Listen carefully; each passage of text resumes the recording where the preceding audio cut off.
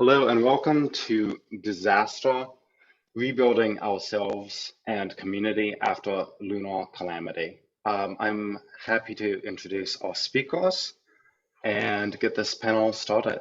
Emma Sanchez is a resident of New Orleans who has both been personally affected by Hurricane Ida and led mutual aid efforts in the aftermath of the storm. Her on-the-ground practical approach to community resilience is invaluable to the design of future communities. Journalist, event producer, and harm reduction specialist Anne Harrison will talk with Emma about addressing trauma and the need for systemic citizen empowerment after a catastrophic event. Thank you both for being here with us today. Handing it over to you, Anne. Thank you, and welcome everyone. 16 years has elapsed between Hurricane Katrina and Hurricane Ida. Hurricane Katrina took place in 2005, and Hurricane Ida took place in 2021. Both storms caused catastrophic damage and loss of life in New Orleans and throughout the Gulf Coast. Climate scientists are predicting increasingly destructive storms as a result of global warming. Future residents of lunar colonies can learn important lessons from these extreme weather events and how residents in their path create systems for mutual aid and recovery with available resources. In lunar habitats, we can imagine, for example, solar storms and power loss, airlock failure, or other depressurization incidents. We can also imagine emergency situations from space debris or construction accidents. So we're talking today with Emma Sanchez, who lives in New Orleans, who experienced Hurricane Ida and its aftermath. Emma has been deeply involved in community organizing and mutual aid in New Orleans, and I'm very excited to talk with her and have her share her thoughts about community response and how this knowledge could be translated to lunar habitation and how people who are working to develop lunar habitats could self-organize after a disaster. Welcome to this conversation, Emma. Hi, Anne. Thank you for having me. Thank you, Colin, and the New School for hosting this conversation. I think it's an exciting time for us to discuss what we can learn from what's happened and apply that to futures, both on this planet and on the moon. During one of our earlier conversations, Emma, you noted that you and many other residents of New Orleans found yourself exhausted by the idea of resilience as a simple concept after Hurricane Ida, and were focused instead on the idea of interdependence. Could you explore that idea for us? Yeah, I think the term resilience or resiliency becomes almost a joke in communities like New Orleans because it's about the individual taking care of themselves versus the community taking care of each other.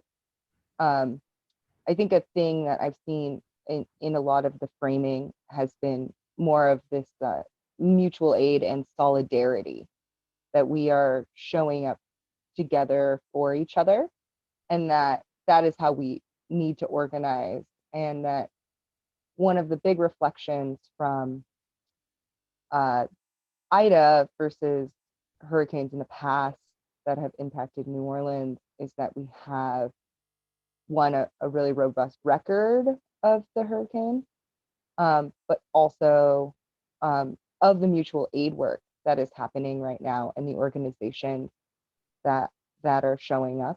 And so we can see witness a lot more of how those practices are happening and how we can apply those to other disasters.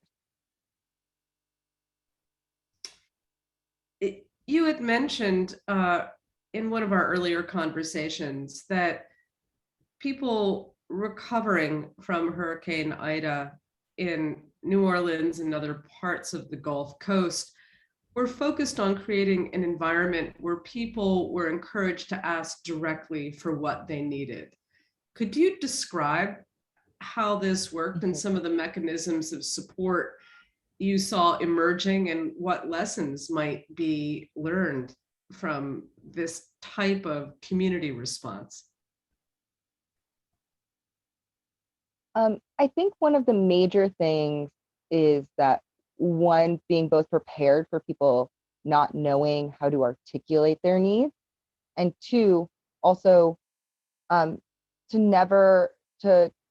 mutual aid has to involve us supporting people and not making a judgment call personally as to like whether their needs are great enough, whether that's for clothing or food or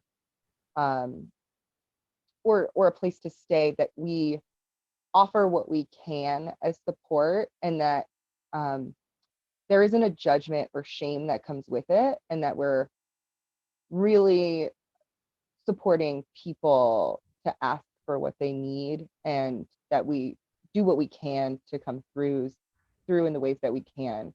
And so there's like I think a big thing that I've seen happening is there's like a lot of training, both with like anti-racism training and harm reduction training, to like know that like whether people's like substance uses or race or socioeconomic status is not a place for us to judge their need, because people can assess their own needs, and it's our in mutual aid, our duty is to support them in their needs and not make the judgment calls for them.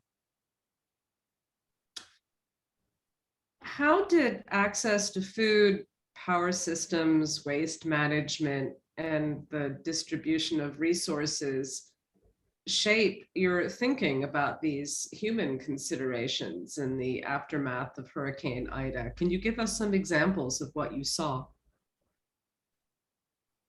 Mm-hmm.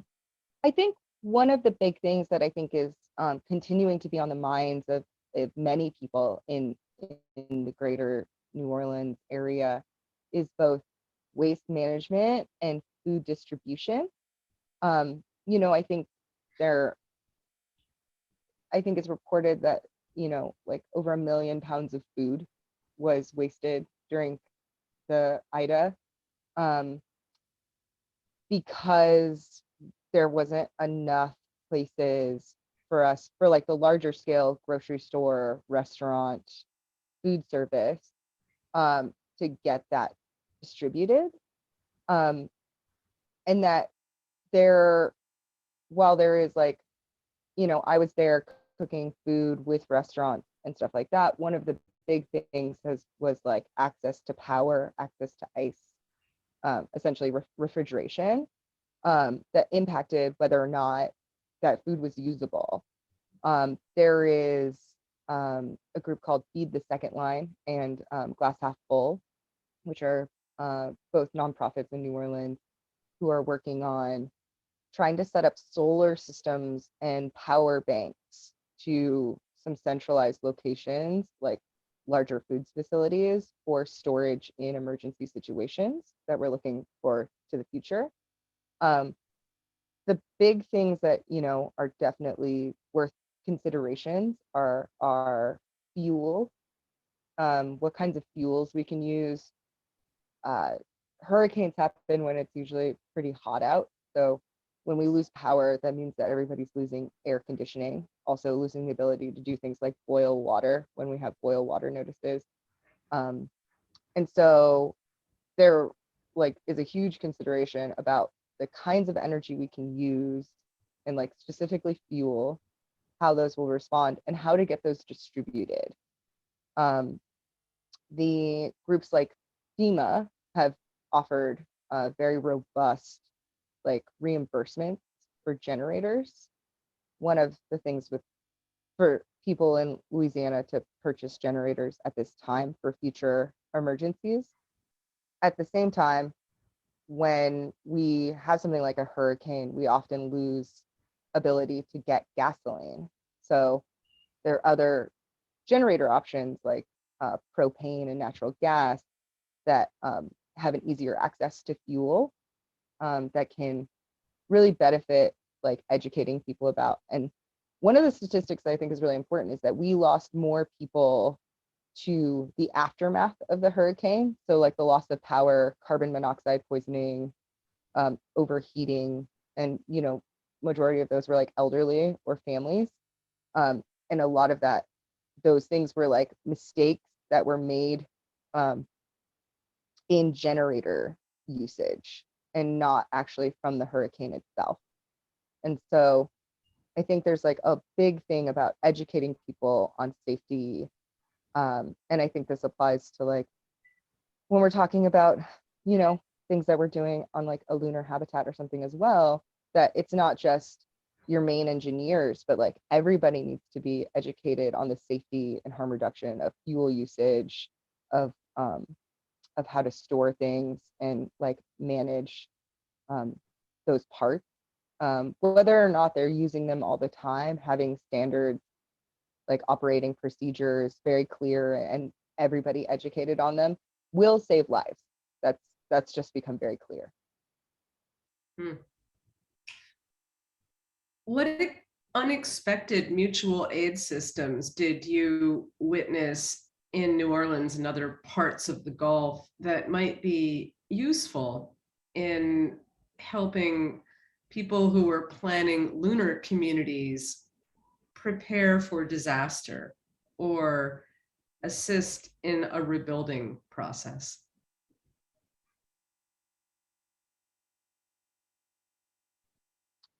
I think that there is what has been coined as like emergent strategies. And so there is a response to need that that occurs. There is a group called the Bayou Fund, and that was put together by people actually down in the bayou. And we witnessed a number of organizations really kind of show up with things that may kind of be unexpected to other people. But one of the number one things that we needed was tarps. And like the real keys here for this kind of response is resources and hands. And we need everybody who shows up to volunteer to have enough resources to take care of themselves. And then above that is the offer of resources to assist others. One of the major things that that really became clear, and especially talking to a number of people doing the real emergency response kind of work, is that any assistance that people plan to bring, they have to also be prepared to care for themselves. One of the things that I think was really interesting is looking at the TikTok, the Instagram, the Facebook kind of world that we live in now. There is like a much easier way for communities to connect. I saw things like we had linemen, like 60,000 linemen from all over the country come down to Louisiana to fix 30,000 poles, like power line throughout the state. And there was a community of people that was just dedicated to making sure those people had food, that they were getting laundry taken care of, and that their needs were met because they were supporting us. And like sometimes it's really simple things that emerge that are some of the most important, because taking care of the people that are in this response and that are taking care of these critical infrastructure things was the best thing that people in those communities could do, because with the ability to get power allowed people to better take care of themselves. And so taking care of the people that can help us get power and and all of our power lines sorted was just super critical. And those same linemen, like looking at documentation of kind of some of how those programs went down, you can see that like they had never like met quite the same amount of response that they got when they were in Louisiana. Like people were just showing up with boxes of food for them and like laundry for them and clean socks for them, and inviting them over for dinner, and like there was like a warm sense of hospitality and care for others that is very much a part of the culture and tradition. And that those are kind of the emergent strategies that we see as like, oh, just the simplest things of care can have the biggest impact to getting us back up and running.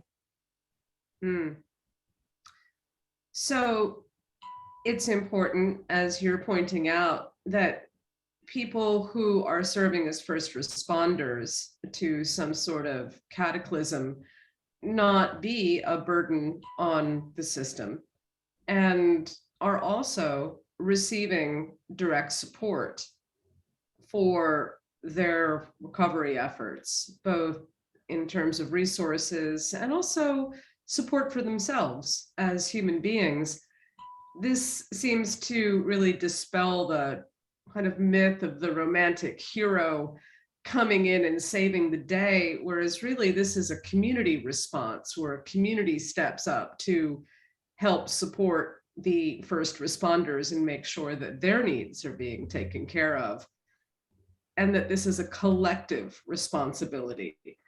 Even if those first responders are, as you're pointing out, coming in from other places, or in perhaps a lunar habitation, they are coming in from perhaps the same place, but might also have needs for support that need to be met. Mm-hmm. I think this is a really important point. Are there other lessons that can be learned about addressing trauma that people encounter after a cataclysm, and making sure that both first responders and people who are impacted by this disaster are encouraged to take care of themselves and also receive care from the community around them? Could you give us some insights into that? Yeah, I think we can look at natural disasters and like, all disasters as a collective trauma. And when we're looking at those things, we're recognizing that the people who are also trying to give care also need care. And that, I think one of the big things that we see over and over again in these kinds of disasters is that there are incredible people that step up to the plate immediately, that put so much work into getting organized and getting resources into the community, both like money and like physical goods. And that often they are not cared for or caring for themselves in the way that they need to. They're not necessarily taking the breaks they need or sleeping as much as they need, or even sometimes taking care of their bills. There's a kind of collective understanding that we all are going through like a traumatic moment, and the traumatic stress is something that people respond to differently. And there's a lot to say about grace and patience, and also, our community stepping up for each other in those moments when, one of the main organizers that I know that was doing like food and like resource distribution down the bayou, more on the Gulf Coast itself, was like not taking any money for herself, and only someone else had to be like, here is this person's Cash App. Can some people just send this person money so they can cover their bills? Because they'd been doing themselves. we need, yeah, so it's sometimes recognizing people aren't going to ask for themselves, especially organizers, and that they need help, and that it's okay that they need help, and that we always need people to step in for people, or just like bring them dinner or like say like, hey, what can I take off your plate? And that it's a continuous game of trying to communicate and care for each other in these disaster moments. And that I think one of the biggest things that we can take away is that like we all have the best intentions, and that it's about continuing care for each other, and that even knowing that like, you know, sometimes people can have a negative approach or a negative impact or having a hard day or moment, that they that seeing past that and seeing that this person, that trauma creates more trauma, and that we need to see past it to be able to support each other sometimes. So I think you're making some good points here, Emma, about the importance of rest and allowing first responders to step in and out of roles, to take time to make sure their needs are being taken care of. People recognizing that people responding to a disaster have some perhaps unmet needs that aren't immediately apparent. You know, in terms of lunar habitation, lunar deployments are expected to extend for multiple years. So designers of lunar habitation are looking for ideas for human-centered systems that can address long-term trauma and grief that could potentially persist for years after a catastrophic event. Could you address how to think about long-term grief and trauma within a community that's encountered a disaster? Yeah, I think you know, I think mental health is something that we're all figuring out how to deal with right now, both like in this disaster, but also in the global pandemic. We're looking at what grief looks like. And I think we all kind of know that grief is not linear. It comes at different times, and there's different triggers for these things. I know people in the Bay Area who are still triggered by going across the Bay Bridge because growing up during the earthquakes there. And I know people who, you know, just packing for a hurricane can be an incredibly stressful and sometimes traumatizing experience because of hurricanes they've gone through previously. I think some of the big goals for, I think, are one, getting people the mental health support that they need when it's not in a critical moment, when they feel safe. I think often people look for mental health support when it's at the critical time or they're in crisis.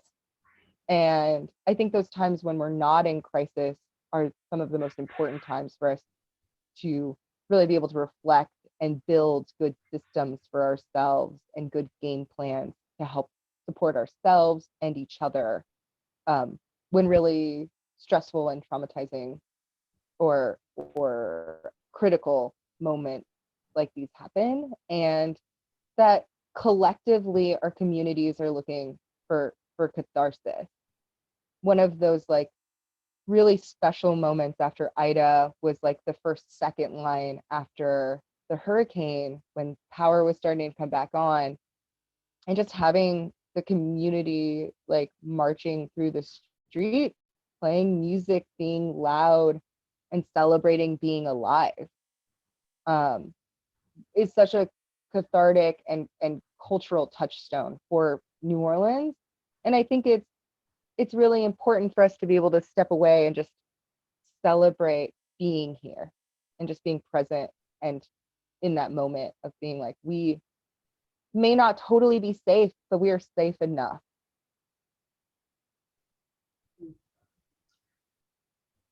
I like the point you just made about that type of community response that's a celebration. that's perhaps separate from an official government response, or in the case of a lunar community response from the support systems from Earth. Certainly, there are going to be official response systems. And yet, as you point out, after Hurricane Ida, some of the more unexpected, or let's say unofficial support systems from citizens also played a really important role. Could you give us some ideas about how citizens, either of New Orleans or the Gulf area or in lunar communities, could be empowered to step in and really address some of the needs of a community that are separate from, say, a government or official logistical response? Yeah, absolutely. I think it's a lot of it has to do with self-organizing and impact. We want leaderful committees of people that with mutual respect for wisdom.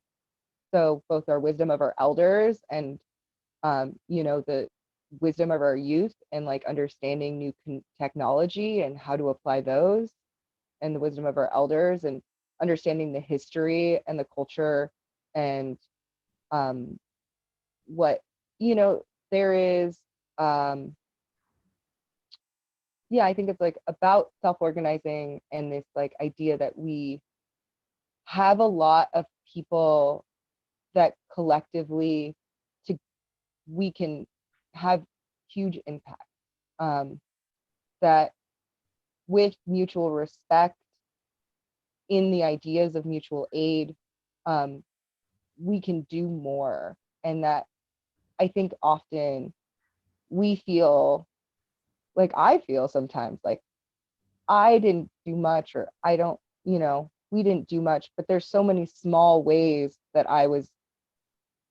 we continue to show up when people ask for, I need to transport all this art for a fundraiser we're going to do in Houston for hurricane relief, or I need to get donations for this fundraiser for the indigenous tribe, or we need to move 20,000 pounds of food from Bonnaroo to New Orleans to feed the communities down here. And those are all little things that actually lead to, I mean, they may not seem like little things, but for me, they felt like, oh, these are little things that I can do to connect people that end up having huge impact.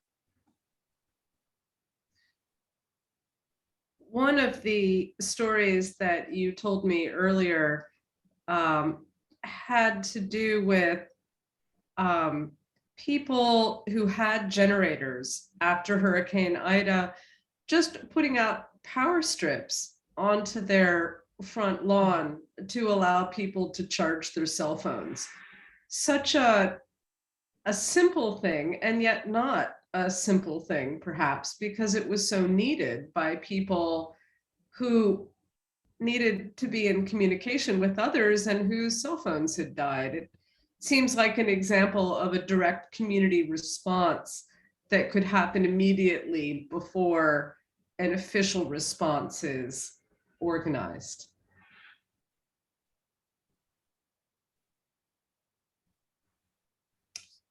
Could you talk a little Absolutely. bit That was one more of my about favorite that? things. Mm-hmm.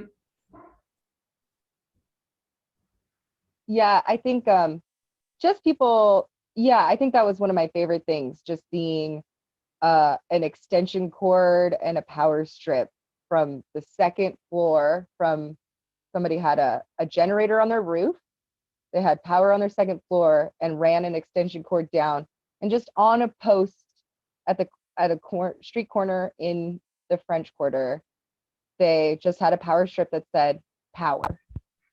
And it was, there was nothing more that needed to be said other than this is offered here.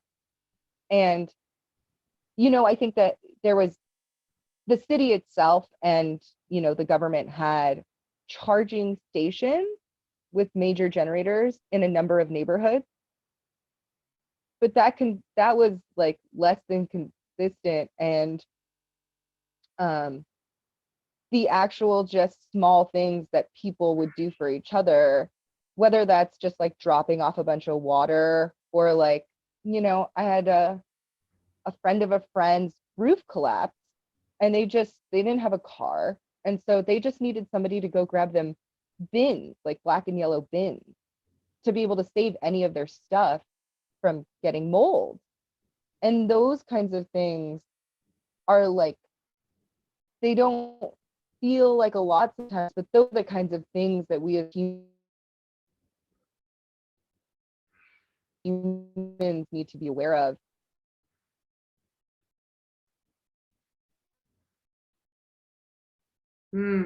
For our collective community.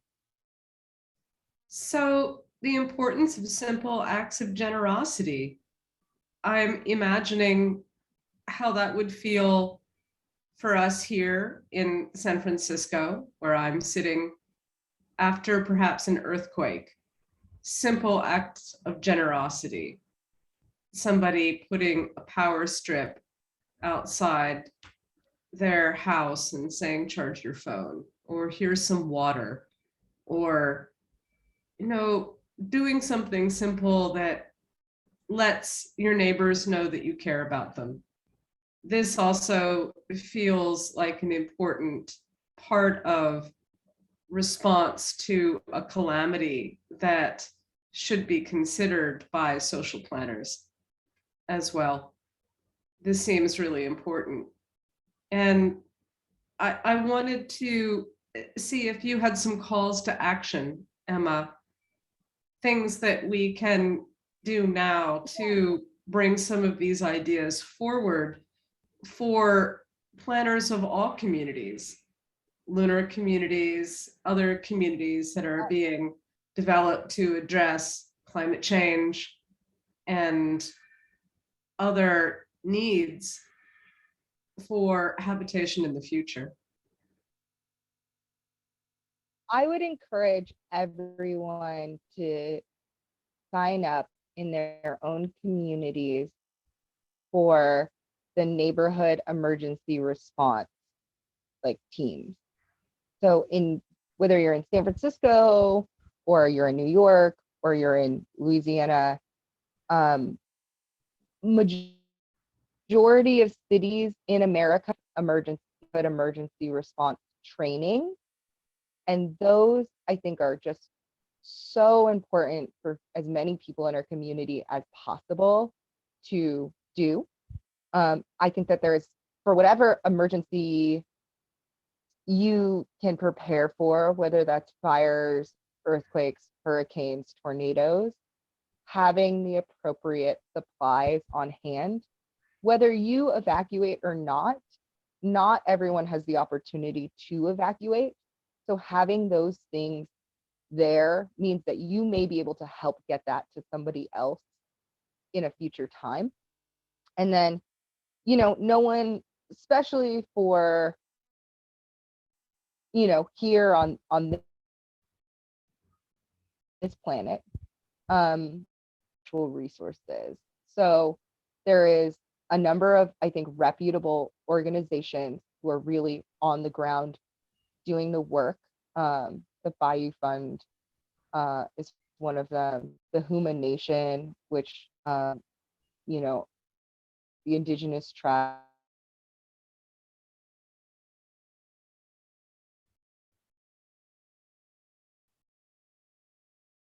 Gulf Coast. The New Orleans itself got due to it is the levees, but our friends to you.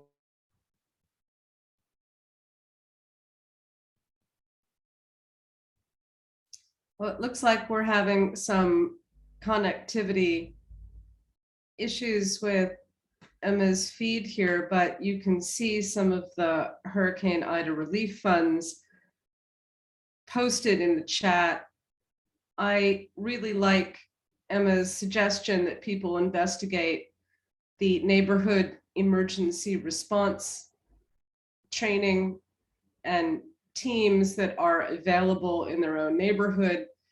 They're known here in San Francisco as the NERTs, Neighborhood Emergency Response Teams. And you can receive training in first aid, training for how to assist your neighbors in the event of a natural disaster or an emergency. It's great training to have. You can be assigned a meetup spot, as the NERTs are in my neighborhood, in a park, and you know that if a disaster happens, you can meet up and really provide direct care to your neighbors and learn how to do that and take some of the pressure off the first responders who are going to be prioritizing their own resources. So it's great training to have and a great way to learn how to take care of your neighbors. And also, as Emma says, have also emergency supplies at the ready so that you don't put pressure on disaster relief, that you can share your resources with your neighbors and take care of yourselves. We here in San Francisco always have extra water, first aid supplies, cardboard and tape to cover over broken windows in an earthquake, things like that. Radios, batteries for our radios, flashlights for when the power goes out. We think about these things here in San Francisco. So it's a good mindset to acquire and can inform the design of human systems in lunar habitations as well. Thank you, Anne. Yeah, I'm hoping Emma can rejoin us in a minute. There seems to be some connectivity issues today, unfortunately. Going off of knots, I just wanted to ask you, because I know you have experience with these organizations and this type of logistical community response. I'm thinking about designing such systems for lunar habitat. It came up earlier that in a lunar habitat, it would be important for every member of the society to have knowledge about all of the standard operating procedures, the safety mechanisms, etc. So I guess I'm asking, what does NOTS translated to this type of relatively small, highly technical, but still diverse community? I mean, we're talking about communities that include children, that include full human lifespans, maybe, chunks of them, but a full community. And so how do we think about translating that to this specific situation? In a lunar community, there are going to be people of all ages. And as Emma said, it's very important that people are allowed to share their innate wisdom, in addition to the official government or logistical response from ground support. So, for example, people should have opportunities as elders or as youths to share some personal resource that they can bring to a community response. A simple thing, cooking you dinner, bringing you warm socks. These small acts of generosity and kindness should be built into opportunities for community response in addition to the large-scale logistical response. This is a human need to be able to offer small acts of kindness, and they mean a lot. And those opportunities should be built in. Always have some extra supplies to share. It makes a difference for people to have that human touch. Also, as Emma said, there need to be opportunities for long-term response to trauma and not just looking in the short term for disaster relief, to look at trauma and grief over a long period of time and understand that different people will express that trauma and grief in different ways. Thank you. And I see Emma's been able to rejoin us. Thank you, Emma. We've just been talking about knots a little bit and translating that to a Lunar community. I hope you're doing well and the tech things on your side are working out. I understand it's a difficult situation there, so no worries. Annie, if you want to pick back up the interview where you feel like you left off, I'll pass it back to all of you. Thank you, Colin. Emma, always journalists miss something really important when they're interviewing a subject. And I want to know from you, what haven't we asked you in this conversation that is important for our viewers to understand about the design of future communities in lunar habitation or other community design that we should be considering for the future, and particularly a future where we need to have a really flexible response to disaster and cataclysm?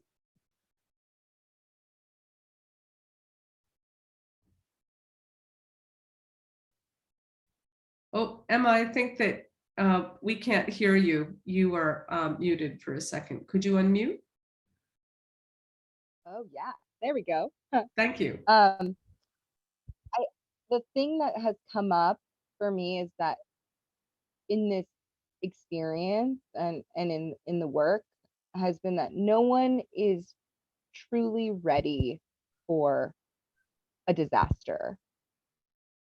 All we can do is be better prepared, and that, it's not water or power or food that save people, it's people that save people.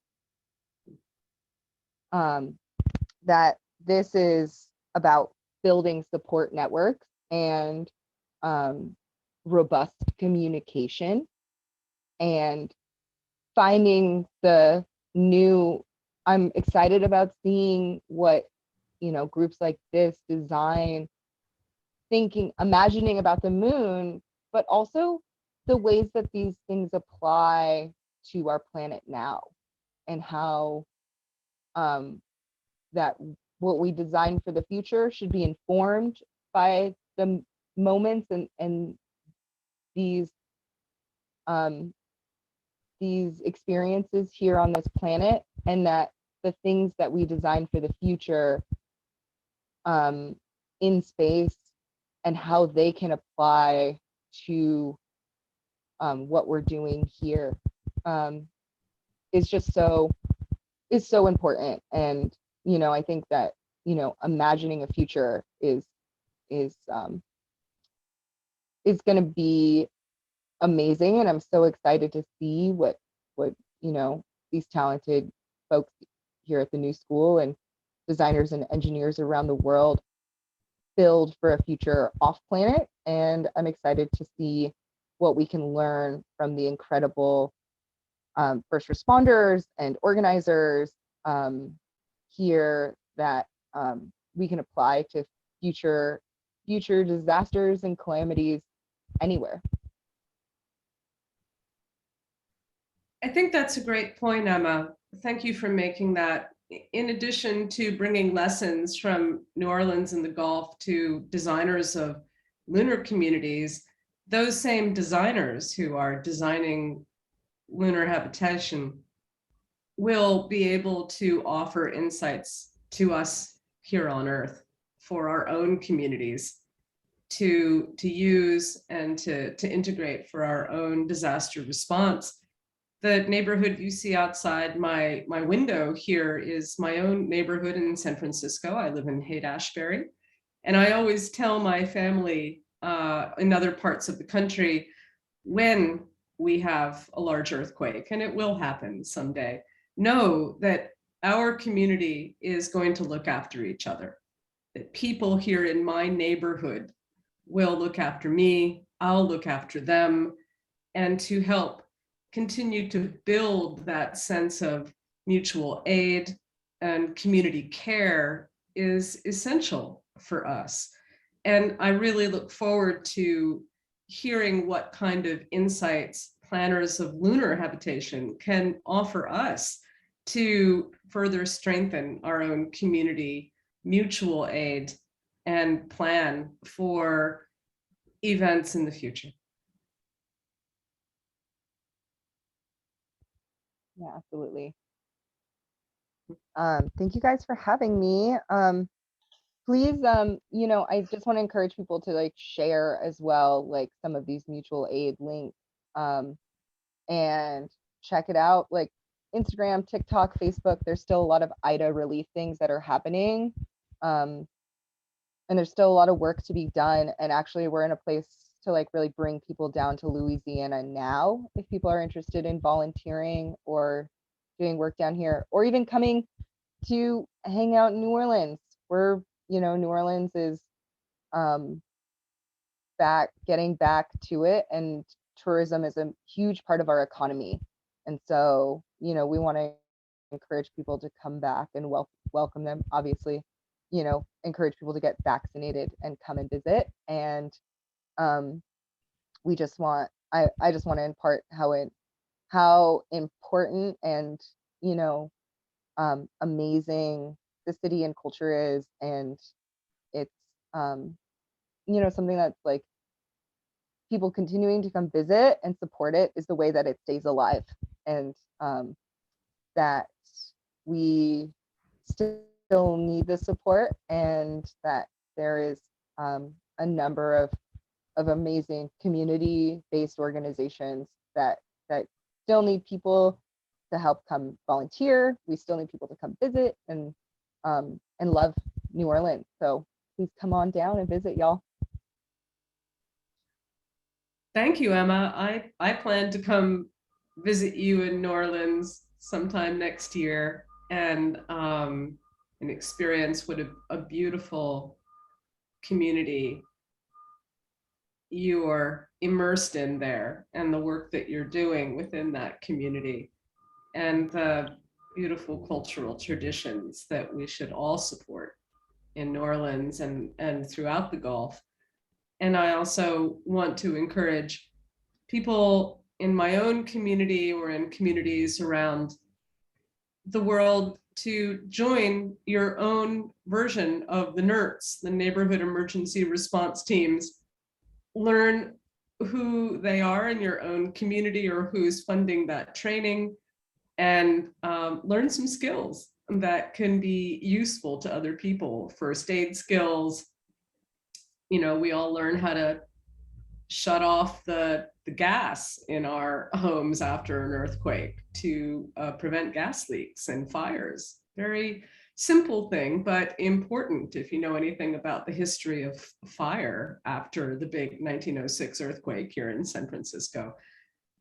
Simple, direct skills that can be useful to your neighbors, your neighborhood, your community, where you can serve and not be a burden on a first responder team, but in fact, assist them and be useful and be a good human within your community, within your neighborhood. So thank you, Emma, for joining us today and having this conversation with us. And thank you, everyone who put this conversation together, the Venice Biennale, City X, the New School, and Colin, thank you for hosting us today for this conversation. Do you have any final thoughts you'd like to add? Just thank you. I'm really glad you could both join us. This has been an amazing conversation.